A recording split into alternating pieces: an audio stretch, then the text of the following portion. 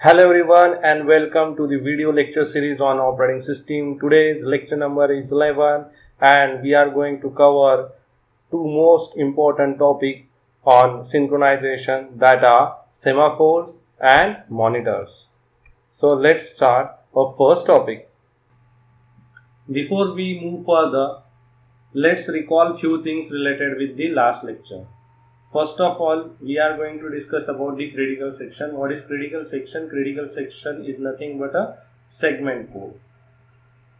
So what kind of segment code is there in a critical section? Let's suppose we have two processes with us. One is P1 process and another is P2 process, and both the process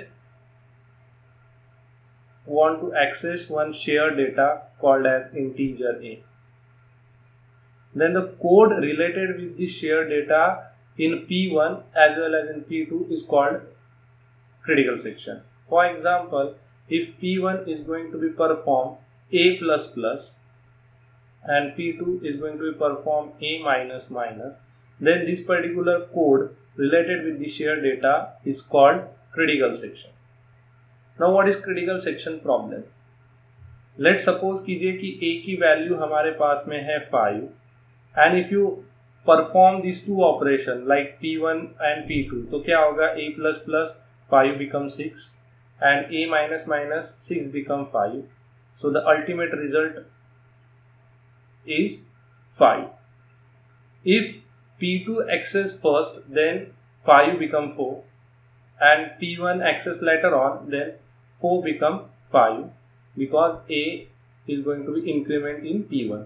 So in both the condition, either you execute P1 first and P2 later on, or P2 first and P1 later on, the result of A is 5. But these two operations, लेकिन अगर ये दो process concurrently execute हो रही है और at a same time इस particular critical section को एग्जीक्यूट कर रही है, तो क्या प्रॉब्लम क्रिएट होगा? लेट्स से कि ए की वैल्यू 5 है, P1 भी इसे एक्सेस करने की कोशिश कर रहा है, P2 भी एक्सेस करने की कोशिश कर रहा है, तो P1 के पास में A की वैल्यू 5 जाएगा, P2 के पास में भी A की वैल्यू 5 जाएगा। P1 परफॉर्म करेगा A++, P2 परफॉर्म करेगा A-, यहाँ पे A की वैल्यू हो जाएगी 6, यहाँ पे A की वैल्यू हो जाएगी 4. So what kind of result we require? We required A is equals to 5. What kind of result we get if the two process execute concurrently? Either you will get A is equals to 6 or you will get A is equals to 5. So this is nothing but your critical section problem. So how you will overcome this critical section problem? So there are three conditions. So if these three condition is met, then we say that कि critical section का problem हम overcome कर सकते हैं. Otherwise we don't say कि ये critical section का problem overcome कर सकते हैं. तो पहली condition जो है वो condition है mutual exclusion. तो mutual exclusion किसे कहेंगे?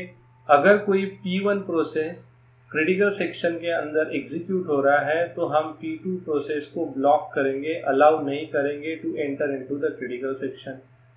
सो this is nothing but a mutual exclusion. Second आता है प्रोग्रेस. प्रोग्रेस किसे कहेंगे कि अगर आपके पास में नंबर ऑफ प्रोसेस वेटिंग में है to execute in a critical section, तो हम किसे अलाउ करेंगे? तो हम उसे अलाउ करेंगे जो फ्रेश है. जो रिमाइंडर सेक्शन में एग्जीक्यूट हो रहा है उन्हें हम अलाउ नहीं करेंगे to enter into the critical section. So that is nothing but a progress. और तीसरा आता है बाउंडेड वेटिंग. बाउंडेड वेटिंग का मीनिंग होता है कि अगर कोई प्रोसेस ट्राई टू एग्जीक्यूट और try to access a critical section, तो ये कितने पर्टिकुलर टाइम तक वो वेट करे, वहां पे एक पर्टिकुलर लिमिट हमें इसे देनी पड़ेगी. अगर उस लिमिट के ऊपर अगर वो वेट कर रहा है तो इस प्रोसेस को हमें अबॉर्ट करना पड़ेगा, या फिर उस पर्टिकुलर टाइम में ही उसे क्रिटिकल सेक्शन को एक्सेस करने की परमिशन देनी पड़ेगी. अगर ऐसा होता है तो ही हम कहते हैं कि क्रिटिकल सेक्शन के प्रॉब्लम के ऊपर हमारे पास में एक सॉल्यूशन है। तो हमने देखा था लास्ट लेक्चर में कि सॉफ्टवेयर बेस्ड सॉल्यूशन हम लोगों ने डिस्कस किए थे, जहाँ पे हमने पीटरसन सॉल्यूशन पढ़ा था। फिर हमने हार्डवेयर बेस्ड सॉल्यूशन देखे, जहाँ पे हमने टेस्ट एंड सेट ये इंस्ट्रक्शन सेट्स देखे थे। साथ ही साथ हमने स्वैप इंस्ट्रक्शन सेट भी देखे थे, जो हार्डवेयर बेस्ड सॉल्यूशन हमें प्रोवाइड करता है। तो ये जितने भी सॉल्यूशंस है, ये तीनों कंडीशन को सेटिस्फाइड करती है, तभी हमें क्रिटिकल सेक्शन प्रॉब्लम के ऊपर सॉल्यूशन मिलता है। अभी जो नेक्स्ट हम लोग पढ़ने वाले हैं, दैट इज सेमाफोर। ये सेमाफोर भी हमें ये तीन कंडीशंस के ऊपर सॉल्यूशन देता है, या फिर ये तीन कंडीशन को सेटिस्फाइड करता है to provide a solution over a critical section problem. तो सेमाफोर क्या है? Semaphore is nothing but a integer type of variable. So अगर हम लोग कहें कि इंटीजर एस, जैसे हम लोग सी प्लस प्लस प्रोग्राम में लिखते हैं, then that variable is called as semaphore. तो आप उसे सेमाफोर कह सकते हैं। तो semaphore is nothing but a synchronization tool and it is represented by a integer variable. तो आप इंटीजर वेरिएबल अगर डिफाइन करते हो, तो इंटीजर वेरिएबल पे आप different kind of operation perform कर सकते हो। तो यहाँ पे भी आप सेमाफोर पे ऑपरेशन परफॉर्म कर सकते हो, लेकिन जो भी ऑपरेशन आप परफॉर्म करेंगे to modify this particular variable which is going to be performed only by these two operations. एक होता है वेट ऑपरेशन, दूसरा होता है सिग्नल ऑपरेशन। वेट ऑपरेशन को ही हम लोग P कहते हैं और सिग्नल ऑपरेशन को ही हम V कहते हैं। तो ये जो टर्मिनोलॉजीज है, वेट या सिग्नल, P या V, ये अल्टरनेटिवली यूज की जाती है और आने वाले लेक्चर में ये अल्टरनेटिवली यूज किया जा सकता है। अगर हम लोग इसकी कॉम्प्लिकेशंस की बात करें, इसकी कॉम्प्लेक्सिटी की बात करें, तो semaphore it is less complicated as compare to other solution. और अगर इन वेरिएबल को, जैसे हमने बात किया था कि ये जो एस वेरिएबल है इंटीजर टाइप का, इसे अगर हमें एक्सेस करना है या फिर मॉडिफाई करना है, तो सिर्फ हम लोग ये ऑटोमिक ऑपरेशंस के थ्रू ही इसे एक्सेस कर सकते हैं। मतलब ये दो वेरिएबल या फिर दो फंक्शंस कह लीजिए इसे, इनके थ्रू ही हम लोग इसे एक्सेस कर सकते हैं। तो देखिए वेट मतलब क्या होता है, वेट के अंदर एक्चुअली हम लोग परफॉर्म क्या करते हैं। तो देखिए this is the wait function जिसके अंदर हम लोग ऑपरेशन परफॉर्म करेंगे। तो सबसे पहले हम चेक करेंगे एस इज लेस देन और equal to 0। So let's consider हम लोग इसमें वैल्यू सेट कर रहे हैं integer S is equal to 1 first of all. तो सबसे पहले आएगा व्हाइल 1 इज लेस देन और इक्वल टू 0। तो कंडीशन क्या होती है? कंडीशन फॉल्स होती है, तो आप यहाँ पे नो ऑपरेशन परफॉर्म करोगे। यहाँ पे आप देख सकते हो सेमीकोलन, इसका मतलब ये ट्रैप में चला जाएगा, या फिर हम इसे कह सकते हैं इनफाइनाइट लूप में चला जाएगा। तो कंडीशन क्या हो रही है? कंडीशन फॉल्स हो रही है, इसलिए इसका मतलब है कि ये इनफाइनाइट लूप में नहीं जाएगा, ये नीचे आएगा और हम लोग ऑपरेशन परफॉर्म करेंगे S minus minus, then S minus minus. S की वैल्यू सबसे पहले 1 सेट किया हुआ है, एस माइनस माइनस करोगे तो एस की वैल्यू 0 सेट हो जाएगा। देन नेक्स्ट, अगर कोई प्रोसेस एंटर करना चाहता है इनटू दी क्रिटिकल सेक्शन, तो डेफिनेटली इसी फंक्शन को उसे कॉल करना पड़ेगा वेट एस। तो अभी s की वैल्यू 0 है, तो यहाँ पे जैसे आप चेक करोगे 0 इज लेस देन और इक्वल टू 0, तो ये ट्रैप हो जाएगा और ये इनफाइनाइट लूप में चला जाएगा। तो वो क्रिटिकल सेक्शन को कभी एक्सेस कर ही नहीं सकता। वो कब एक्सेस करेगा? जब P1 प्रोसेस या फिर कोई प्रोसेस जो ऑलरेडी क्रिटिकल सेक्शन में उसका टास्क फिनिश हो जाएगा, तो वो नेक्स्ट फंक्शन को कॉल करेगा, दैट इज सिग्नल। तो सिग्नल में हम देख सकते हैं कि हमने परफॉर्म किया s plus plus, now 0 plus plus करोगे तो डेफिनेटली इसकी वैल्यू 1 सेट हो जाएगी। जैसे ही ये 1 सेट हो जाएगी तो ये ट्रैप से बाहर आएगा, कंडीशन फॉल्स हो जाएगी और दूसरे प्रोसेस को हम अलाउ करेंगे to enter into the critical section. So this is all about the basic operations of semaphore. Now next, let's talk about the few interesting things about the semaphore. So semaphore is basically divided into two parts. One is counting semaphore and another is binary semaphore. So what is counting semaphore? Counting semaphore is nothing but a integer type of data whose value or whose range is given. Depend upon that range, we are allowed number of processes to enter into the critical section. Let's say semaphore की value हमने set करके रखा है 5. इसका मतलब है कि 5 processes को हम अलाउ कर सकते हैं to enter into the critical section. The way process request to enter into the critical section, हम सेमाफोर की वैल्यू को डिक्रीज करते हुए चलेंगे. फॉर एग्जांपल सेमाफोर की वैल्यू है 5 और P1 प्रोसेस ने रिक्वेस्ट किया है, तो हम इसकी वैल्यू डिक्रीमेंट करके 4 कर देंगे. फिर P2 आया, इसने रिक्वेस्ट किया है, तो ये डिक्रीमेंट होके 3 हो जाएगा. फिर P3 आया, रिक्वेस्ट किया, ये डिक्रीमेंट होके 2 हो जाएगा. फिर P4 आया, रिक्वेस्ट किया, डिक्रीमेंट करके 1 हो जाएगा. देन P5 आया, रिक्वेस्ट किया, डिक्रीमेंट होके 0 हो जाएगा. So what 0 is representing that जितने नंबर ऑफ प्रोसेस हमने अलाउ करने थे उतने अलाउ हो चुके हैं. Now no other process is going to be allowed to enter into the critical section. फिर भी अगर कोई प्रोसेस आता है P6 और इसे रिक्वेस्ट करता है तो ये नंबर हो जाएगा -1. फिर से अगर कोई प्रोसेस आता है P7 तो ये नंबर हो जाएगा -2.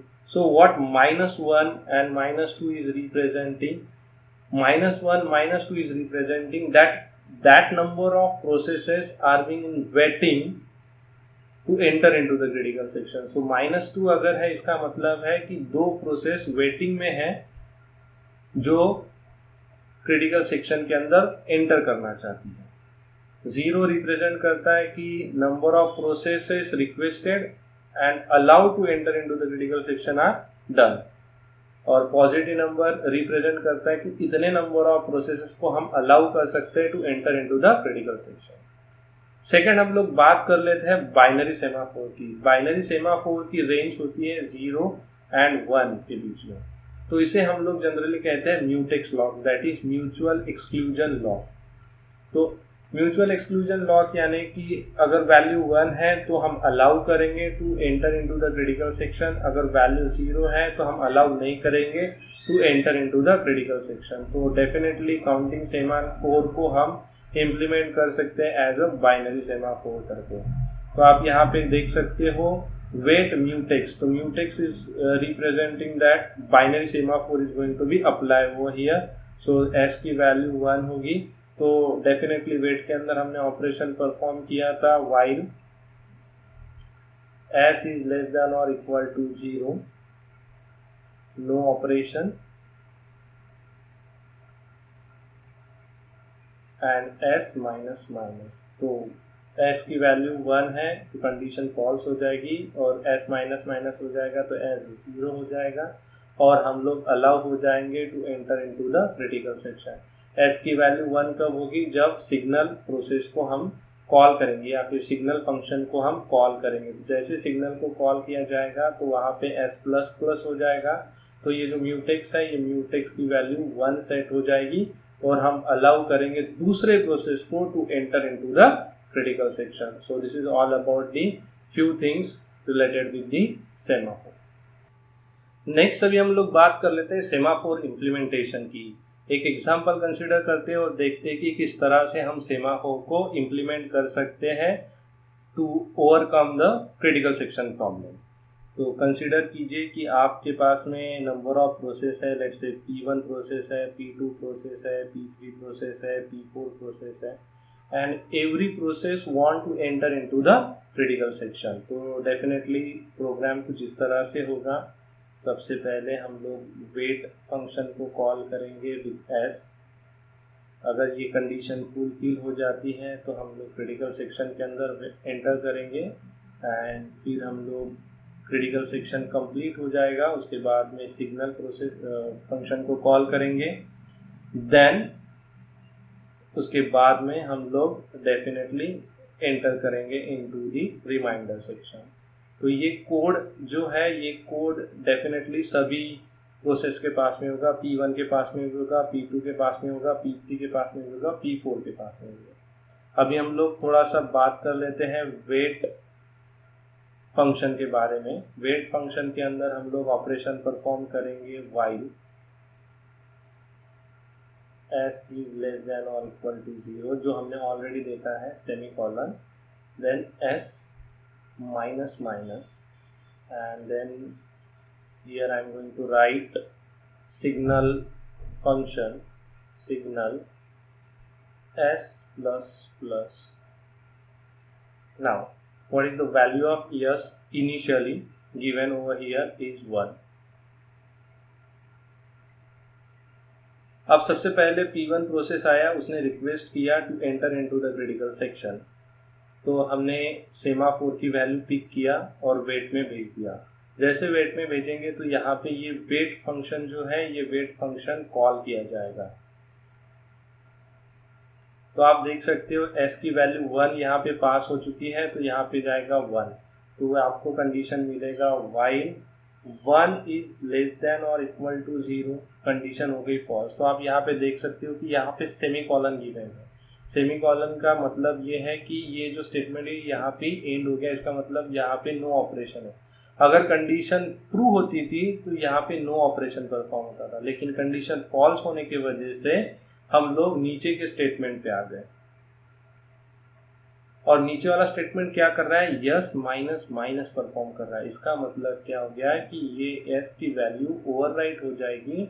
नाउ एस बिकम 0 और ये वैल्यू ओवरराइट हो गई हमारी। जैसे ही एस की वैल्यू 0 हो जाएगी, P1 प्रोसेस एंटर हो जाएगा into the critical section.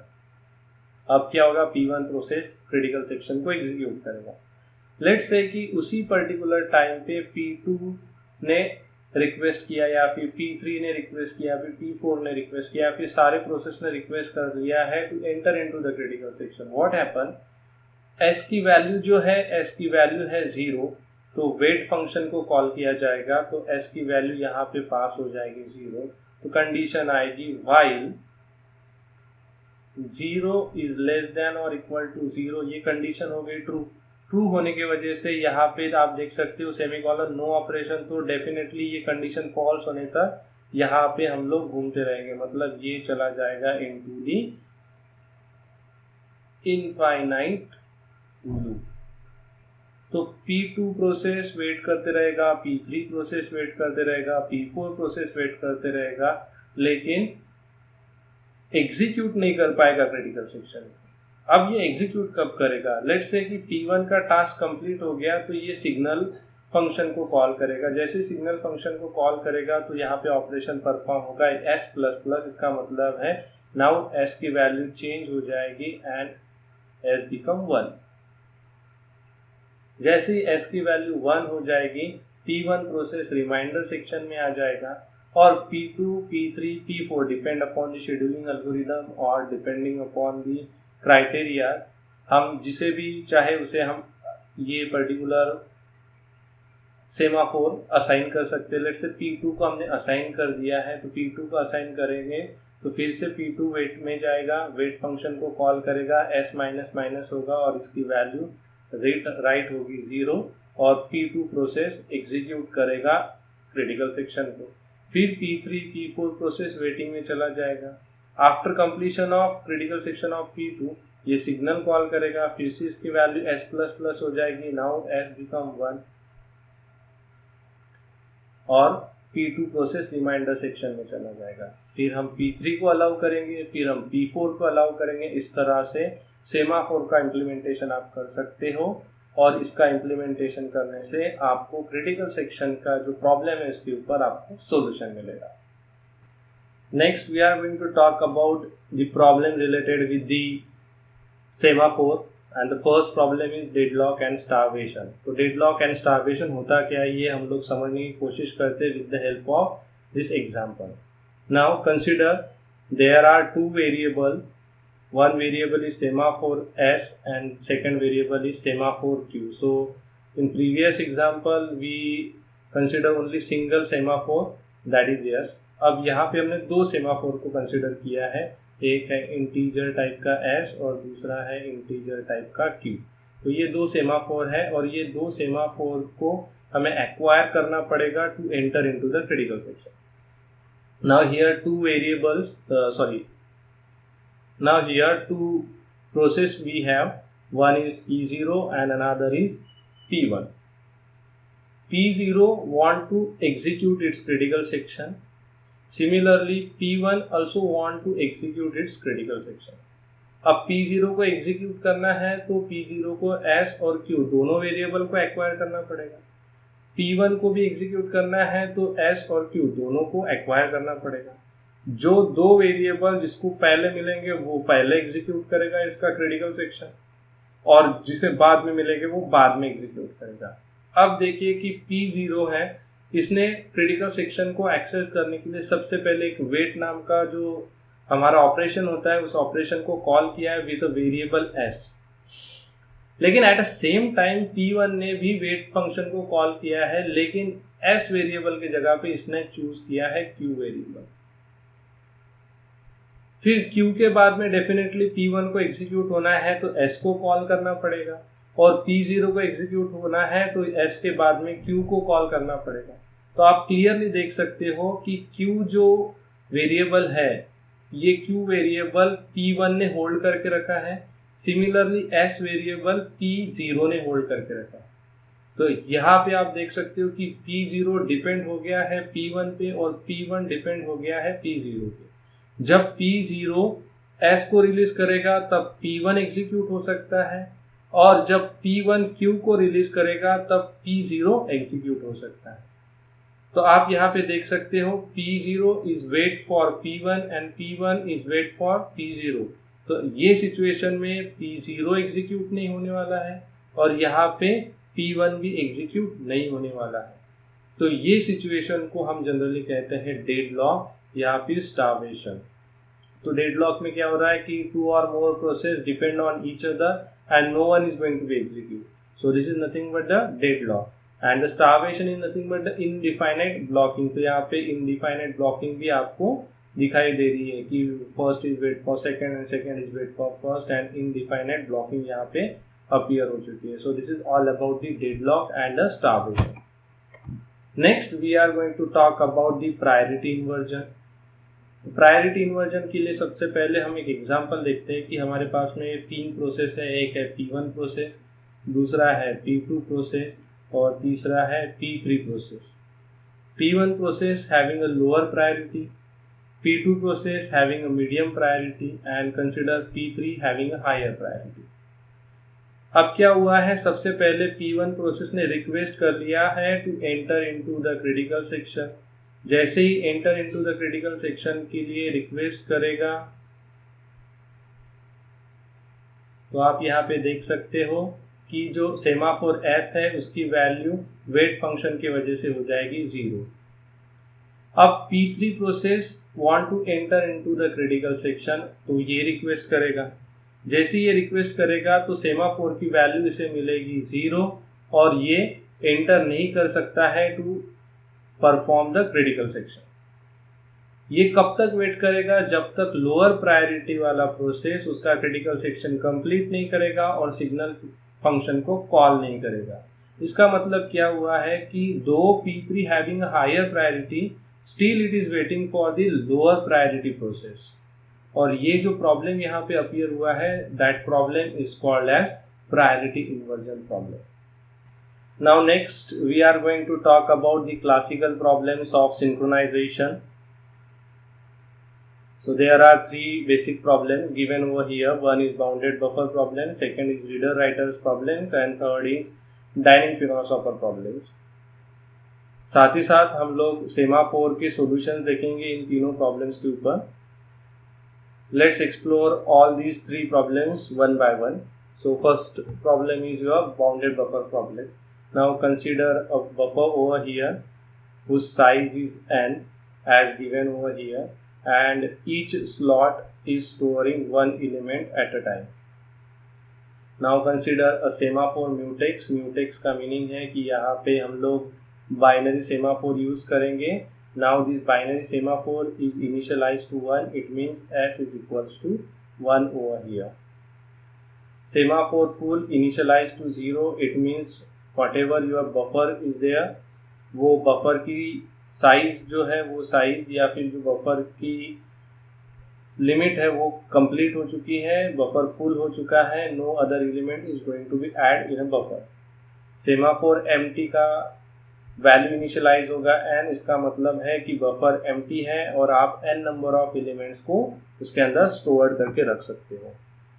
Now let's talk about the solution of your bounded buffer. तो बाउंडेड बफर में सबसे पहले हम लोग जो फंक्शन कॉल करेंगे वो फंक्शन होगा वेट एम्प्टी।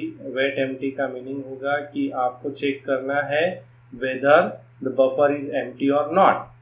अगर आपका बफर एम्प्टी नहीं है तो प्रोड्यूसर कोई भी डेटा प्रोड्यूस नहीं कर सकता है और वो बफर के अंदर स्टोर्ड नहीं होगा। तो आपको करना क्या है, तो सबसे पहले आपको चेक करना है whether the buffer is empty और not. If buffer is empty it means we are able to store the data into the buffer. Then next हम लोग कॉल करेंगे wait mutex। तो s की इनिशियल वैल्यू थी 1, wait mutex करने की वजह से s की वैल्यू हो जाएगी 0। तो देखिए जैसे ही s की वैल्यू 0 हो जाएगी तो कंज्यूमर अगर कंज्यूम करने की कोशिश करेगा कोई डेटा को फ्रॉम द बफर तो वो कंज्यूम नहीं कर पाएगा because of this particular lock. जैसे ही हम दोनों लॉक को एक्वायर कर लेंगे वैसे ही हम लोग प्रोड्यूसर का जो भी डेटा होगा, जो भी आइटम्स होंगे वो बफर के अंदर स्टोर कर सकते हैं। तो हम फर्स्ट डेटा स्टोर करेंगे, second, third, fourth, so on up to n elements आप यहाँ पे स्टोर कर सकते हो। जैसे आपके n एलिमेंट्स यहाँ पे स्टोर हो जाएंगे वैसे ही हम लोग सिग्नल म्यूटेक्स को कॉल करेंगे। इसका मतलब है कि ये लॉक जो हमने एक्वायर किया था उसे हम रिलीज कर देंगे और s की वैल्यू 1 हो जाएगी। फिर हम लोग सिग्नल करेंगे फुल। इसका मतलब कंज्यूमर को पता चलेगा कि हमने डेटा स्टोर कर लिया है इनटू दी बफर और वहां से हम डेटा को कंज्यूम कर सकते हैं। Now let's talk about the consumer process. जो कंज्यूमर प्रोसेस डेटा रिट्राइव कर रहा है from the buffer. So this is the buffer which is already full with some elements over here. तो यहाँ पे सबसे पहले हमने जो फंक्शन कॉल करना है वो है वेट फुल। इसका मतलब हमें चेक करना है whether the buffer is full और नॉट। फिर हम लोग वेट म्यूटेक्स को कॉल करेंगे। जो म्यूटेक्स की वैल्यू 1 सेट हो चुकी थी प्रीवियस में, यहाँ पे आप देख सकते हो, वो हमें यूज करना है और वेट म्यूटेक्स की वजह से इसे हम चेंज कर लेंगे एस 0, यानी कि हमने लॉक एक्वायर कर लिया है। फिर हम क्या करेंगे, जितने भी एलिमेंट्स हैं बफर के अंदर उसे हम कंज्यूम करना स्टार्ट करेंगे। तो इसे रिट्राइव करेंगे, सब वैल्यूज को रिट्राइव करेंगे। जैसे ही बफर एम्प्टी हो जाएगा फिर हम लोग एक फंक्शन कॉल करेंगे सिग्नल, ताकि हम लोग इस लॉक को रिलीज कर सके। तो एस की वैल्यू 1 सेट हो जाएगी और हम सिग्नल करेंगे एम्प्टी को, यानी इसका मतलब है प्रोड्यूसर को पता चलेगा कि जो भी बफर हमने राइट किया था वो कंज्यूमर ने कंज्यूम कर लिया है। इस तरह से प्रोड्यूसर और कंज्यूमर क्रिटिकल सेक्शन को एक्सेस कर सकते हैं और उस प्रॉब्लम को ओवरकम कर सकते हैं with the help of semaphore. Next problem is your reader writer problem. Reader writer problem में डेटा सेट ये जो है ये कॉन्करेंट प्रोसेस के बीच में शेयर किया जाएगा। रीडर डेटा को रीड कर सकता है लेकिन कोई अपडेट्स नहीं कर सकता है, और राइटर डेटा को रीड भी कर सकता है और राइट भी कर सकता है। अब यहाँ पे क्या होगा, राइटर राइट करेगा और डेफिनेटली रीडर रीड करेगा उस पर्टिकुलर डेटा सेट को। तो आप यहाँ पे देख सकते हो कि शेयर डेटा में डेटा सेट होगा, उसके बाद में हमारे पास में एक म्यूटेक्स होगा जो इनिशियलाइज किया जाएगा 1 पे। डेफिनेटली म्यूटेक्स है, इसका मतलब बाइनरी सेमाफोर को हम यूज कर रहे हैं। 0 इसका मतलब लॉक इज एक्वायर्ड एंड 1 इसका मतलब लॉक इज रिलीज। इसके बाद में सेमाफोर WRT नाम का होगा जो इनिशियलाइज 1 होगा। इसका मतलब है कि राइटर उस सेमाफोर को यूज कर सकता है। And then we have a read count initialize to 0। जब रीडर रीड करेगा तो ये काउंट हम लोग इंक्रीज करेंगे। यहाँ पे आप देख सकते हो it is a problem related और a process related with the writer. So here I am going to check first of all wait for WRT की इनिशियल वैल्यू है 1, now it is going to be 0। और यहाँ पे हम writing operation perform करेंगे। जिसका writing complete होगा, फिर WRT को सिग्नल करेंगे और राइट WRT 1 हो जाएगा। इन केस अगर multiple writers at the same time critical section को एक्सेस करने की कोशिश करते हैं तो WRT 0 होने की वजह से अदर राइटर को हम लोग स्टॉप करेंगे टू राइट द डेटा। इसके वजह से आपको म्यूचुअल एक्सक्लूजन मिलेगा, प्रोग्रेस मिलेगी और बाउंडेड वेटिंग मिलेगी और आपका जो रीडर राइटर प्रॉब्लम है ये रीडर राइटर प्रॉब्लम सॉल्व हो जाएगा। Next, we are going to deal with the dining philosopher problem. Now here you will see a dining table with 5 philosophers sitting over chair. So this is philosopher 1, philosopher 2, philosopher 3, philosopher 4 and this is philosopher 5. यहाँ पे dining table के centre में आपको एक rice ball दिखेगा और हर एक philosopher के सामने एक प्लेट रखी हुई है। प्लेट के दोनों साइड में चॉपस्टिक्स रखे हुए हैं। फिलोसोफर के पास में 2 टास्क परफॉर्म करने हैं फिलोसोफर को। एक है थिंकिंग यानी कि सोचो और दूसरा है ईटिंग यानी कि खाना खाओ। जब फिलोसोफर थिंकिंग कर रहे हैं they are not suppose to eat, और जब फिलोसोफर ईटिंग कर रहे हैं they are not suppose to think. लेकिन ईटिंग के लिए भी कंडीशन है। ईटिंग के लिए कंडीशन है कि जब फिलोसोफर खाना खाने की कोशिश करता है तो साइड में रखे हुए दोनों चॉपस्टिक्स फिलोसोफर को एक्वायर करने हैं। अगर दोनों चॉपस्टिक्स अगर ये फिलोसोफर एक्वायर नहीं कर पाता है तो ये फिलोसोफर को खाना खाने को नहीं मिलेगा। ठीक है, अब सिचुएशन ये है कि ये 5 फिलोसोफर हमारे लिए कंसिडर किए जाएंगे एज अ 5 प्रोसेस और खाना खाना यानी कि वो हो गया हमारे लिए क्रिटिकल सेक्शन। तो देखो क्या सिचुएशन क्रिएट होती है। तो 5 फिलोसोफर को एट द सेम टाइम भूख लग गई है, उन पांचों को एट द सेम टाइम खाना खाना है। तो क्या करेंगे, फर्स्ट फिलोसोफर राइस लेगा प्लेट के अंदर, सेकंड भी राइस लेगा, थर्ड भी लेगा, फोर्थ भी लेगा और फिफ्थ भी लेगा।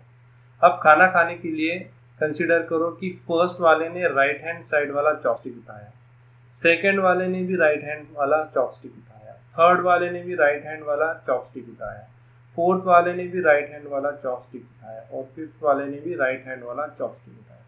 तो ऐसे सिचुएशन में फर्स्ट को खाना खाना है तो लेफ्ट हैंड वाला जो चॉपस्टिक है उसे चाहिए, इसकी रिक्वायरमेंट हो जाएगी। फिफ्थ को फोर्थ वाले की चॉपस्टिक की रिक्वायरमेंट हो जाएगी, फोर्थ को थर्ड वाले की चॉपस्टिक की रिक्वायरमेंट हो जाएगी, थर्ड को सेकंड के चॉपस्टिक की रिक्वायरमेंट हो जाएगी और सेकंड को फर्स्ट के चॉपस्टिक की रिक्वायरमेंट हो जाएगी। तो फर्स्ट वाला सोच रहा है कि फिफ्थ वाला खाना खाएगा और चॉपस्टिक रिलीज करेगा तो मैं खाना खाऊंगा, इसका मतलब first is depend on the fifth. Fifth वाला सोच रहा है कि फोर्थ वाला खाना खाएगा रिलीज करेगा तो मैं खाना खाऊंगा, इसका मतलब fifth is depend on fourth, fourth is depend on third, similarly third is depend on second and second is depend on the first. तो ये सिचुएशन में ऐसा हो रहा है कि फर्स्ट सेकंड पे डिपेंड हो रहा है, second third, third fourth, fourth fifth पे डिपेंड हो रहा है, इसकी वजह से कोई भी खाना नहीं खा रहा है। सिमिलरली सिचुएशन आएगी प्रोसेस से। अगर पांचों प्रोसेस है, 2 सेमाफोर्स उसे चाहिए, उसमें से एक सेमाफोर्स उसने उठा लिया है, दूसरे सेमाफोर के लिए वेट कर रहा है, तो एग्जीक्यूट इस क्रिटिकल सेक्शन। ये सिचुएशन में डेडलॉक ऑकर हो जाएगा और कोई भी प्रोसेस उसका क्रिटिकल सेक्शन एग्जीक्यूट नहीं कर पाएगा। सो this is nothing but a dining philosopher problem.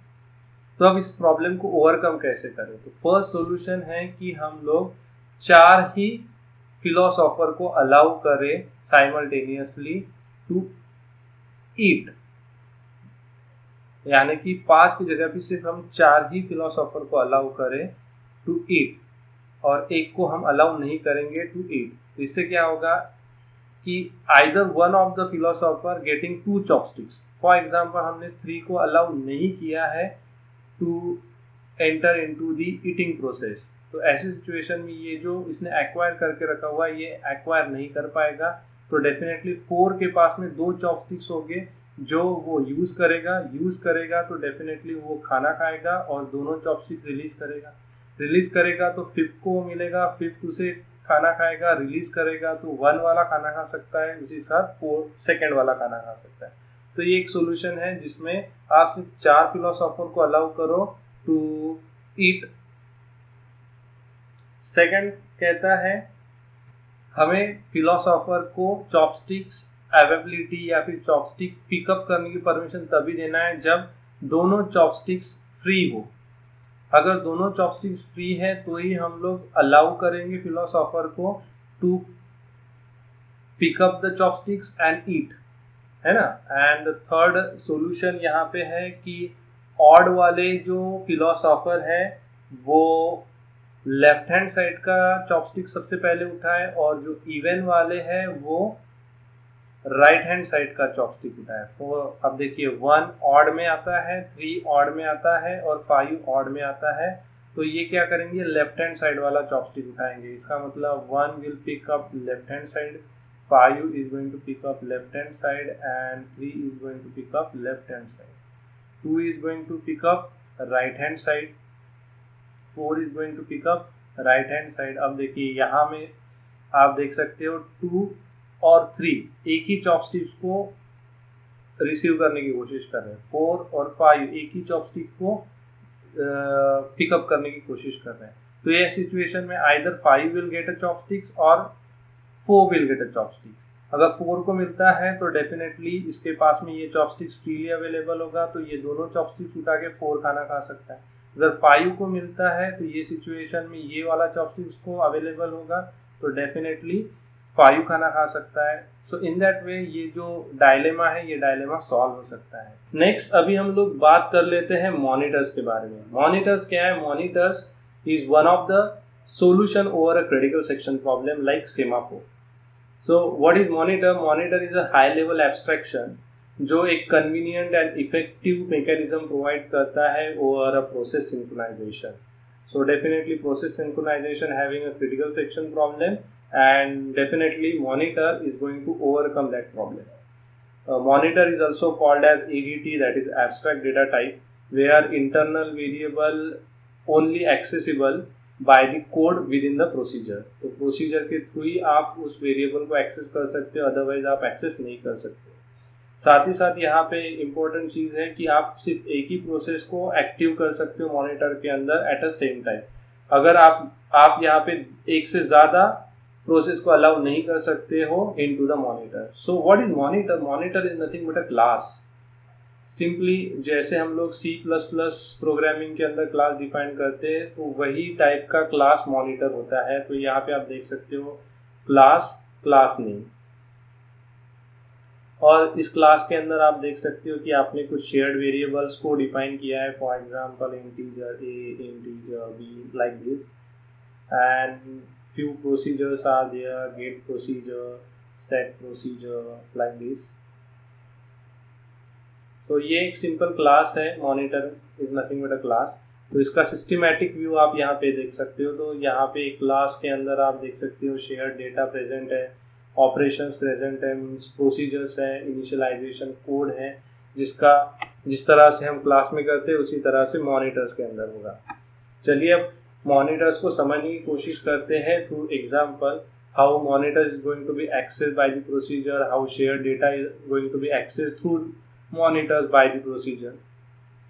Let us consider करो कि आपके पास में एक मॉनिटर है। Monitor is nothing but your class. यहाँ पे आपके पास में शेयर्ड डेटा है, तो यहाँ पे मेरे पास में एक शेयर्ड डेटा है इंटीजर A, एक शेयर्ड डेटा है इंटीजर B। यहाँ पे आपके पास में कुछ नंबर ऑफ प्रोसीजर्स है। यहाँ पे मैं एक प्रोसीजर लिखता हूँ गेट प्रोसीजर, यहाँ पे मैं दूसरा प्रोसीजर लिखता हूँ set procedure. Like this you can define your own procedure in a monitor. Now here we have two process with us, one is P1 process and second is P2 process. अब P1 process want to access a shared data integer A। तो अगर उसको सिर्फ data gate करना है तो P1 process क्या करेगा, इस गेट फंक्शन के थ्रू इस डेटा को एक्सेस करेगा।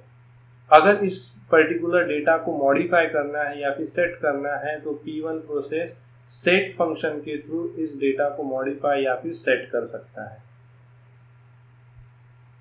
Once P1 process enter into the monitor, P2 is not going to enter into the monitor. ये किस तरह से होता है तो आप आगे देख सकते हो कि यहाँ पे कंडीशन वेरिएबल्स है। x and y.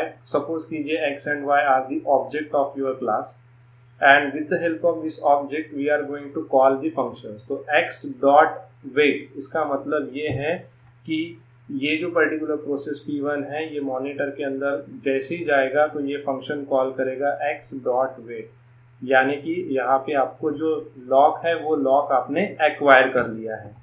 And after completion of your task of P1 ये पर्टिकुलर फंक्शन कॉल करेगा x डॉट सिग्नल, जिसके वजह से क्या होगा, यहाँ पे आप देख सकते हो x डॉट सिग्नल. तो जिसके वजह से क्या होगा कि ये जो लॉक यहाँ पे एक्वायर करके रखा हुआ था P1 प्रोसेस ने, ये लॉक क्या हो जाएगा, यहाँ पे रिलीज हो जाएगा. तो जैसे ही लॉक एक्वायर करेगा P1 तो P1 is not going to enter into the critical section. Why? Because यहाँ पे lock already x dot wait function के थ्रू P1 ने एक्वायर कर लिया है. जैसे ही सिग्नल हो जाएगा, रिलीज हो जाएगा, then P2 call once again x dot wait and acquire the lock and enter into the monitors. And definitely if this particular process want to access same shared data like A, then it is going to access only by using this procedure defined into the monitors. तो यहाँ पे देख सकते हो wait procedure और एक है signal. So this is all about the monitors. I hope you will understand the concept of semaphore, classical synchronization problem, as well as the solution of classical synchronization problem with the help of semaphore and the concept of monitors. For more videos, please stay tuned with this channel. Thank you very much.